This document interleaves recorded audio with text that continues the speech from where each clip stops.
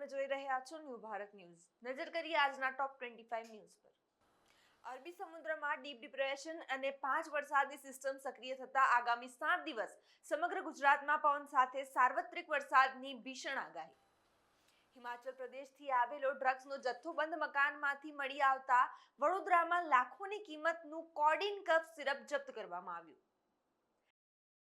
Sabarmati riverfront પર ₹13.98 કરોડના ખર્ચે 35 મંદિરોનું પુનઃનિર્માણ કરી ટેમ્પલ સર્કિટ બનાવવાની કામગીરીને મંજૂરી. વધારે બિલ આવવાની ફરિયાદો અને ગ્રાહકોના વિરોધને કારણે ગુજરાતમાં સ્માર્ટ વીજ મીટરનું કામ લક્ષણાયક કરતા ખૂબ પાછળ. અમદાવાદના દરિયાપુરમાં એસએમસીના દરોડામાં મોટું જુગારધામ પકડાતા ફરજમાં બેદરકારી બદલ ડીજીપી દ્વારા પીઆઈ જીવી ગોહિલ સહિત 2 પીએસઆઈ સસ્પેન્ડ. સ્વતંત્રતા દિવસ પહેલા દિલ્હી હાઈકોર્ટ અને એરપોર્ટ સહિત 6 સ્થળોને બોમ્બથી ઉડાવી દેવાની ઈમેલ ધમકી મળતા દિલ્હીમાં હાઈ એલર્ટ જાહેર કરાયું. ગુજરાતમાં પ્રગતિના વિરોધાભાસી આંકડા અને ₹91,000 કરોડના ખર્ચ બાદ પણ બુલેટ ટ્રેન પ્રોજેક્ટ બજેટમાં પૂરો કરવા સામે સવાલો ઘેરાયા. અમદાવાદના દેતરોજમાં પીએમ આવાસ યોજનાની સહાય મંજૂર કરવાના બદલમાં ₹2,500ની લાંચ લેતા પંચાયતનો પટાવાળો એસીબીના સકંજામાં આવ્યો. સુરત પબ્લિક ફોગિંગ કેસમાં નિષ્પક્ષ તપાસ માટે હાઈકોર્ટ ડીસીપી રાજદીપસિંહ નાકુમની તાત્કાલિક બદલીના આદેશ આપ્યો. ગુજરાત પોલીસ ભરતી બોર્ડ દ્વારા લોકરક્ષક કેડરની દસ્તાવેજ ચકાસણી માટે લાયક ઠરેલા ઉમેદવારોની યાદી જાહેર કરવામાં આવી. નીટ વિવાદના કારણે ગુજરાતમાં મેડિકલ પ્રવેશના ઉમેદવારોમાં 8,600નો ઘટાડો. સામે એમબીબીએસ બેઠકો વધીને 7,500 થઈ. વૈશ્વિક તણાવ વચ્ચે 14 ઓગસ્ટે સોના અને ચાંદી બંનેના ભાવમાં ઘટાડો થતા ગ્રાહકોને રાહત.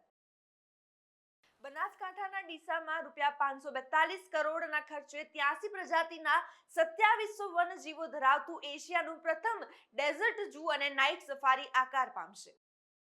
વિદ્યાર્થીઓને ₹646 કરોડની શિષ્યવૃત્તિ અને ખેલાડીઓ માટે 388 કરોડના સ્પોર્ટ્સ પ્રકોલ્પ સાથે શક્તિદૂત 2.0નો પ્રારંભ થશે. આવકમાં વિલંબને કારણે જથ્થાબંધ ડુંગળીના ભાવમાં 25%નો વધારો નોંધાયો છે, જેને નિયંત્રણ કરવા સરકાર બફર સ્ટોકમાંથી વેચાણ શરૂ કરશે. ભારતીય ટીમનો બાંગ્લાદેશ પ્રવાસ રદ નહીં થાય. બીસીસીઆઈ સરકારની લીલી ઝંડી મળ્યા બાદ જ શ્રેણી આયોજિત કરશે. હાથ પર ઉજરડા અને સોજા જેવા લક્ષણો બાદ ડોક્ટરે ડોનાલ્ડ ટ્રમ્પની તબિયત અંગે વ્હાઇટ હાઉસના દાવાઓ સામે સવાલ ઉઠાવ્યા. અધિકારીઓ ટ્રેન્ડિંગ પ્રક્રિયા અને ખર્ચની ગણતરી અંગે યોગ્ય જવાબ ન આપતા એએમસી સ્ટેન્ડિંગ કમિટીએ ચેનપુર તળાવના 14.12 કરોડના વિકાસ કાર્યના પ્રસ્તાવને મંજૂર કરવાના બદલે પરત મોકલ્યો. ગંભીર ટર્બ્યુલન્સના કારણે એર ઇન્ડિયાનું વિમાન 30 સેકન્ડમાં 425 ફૂટ નીચે ખાબક્યું. મુસાફરો છત સાથે અથડાયા.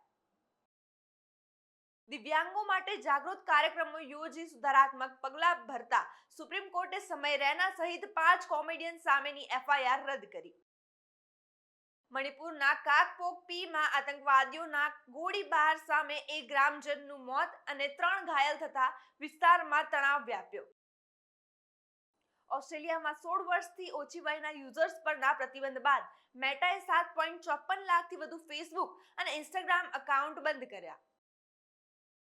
ચીનને યુએસ ટેરિફથી બચાવવા ભારત સહિત 40 દેશો મદદ કરતા હોવાનો અમેરિકાનો આક્ષેપ. હવે એઆઈથી ચકાસણી થશે.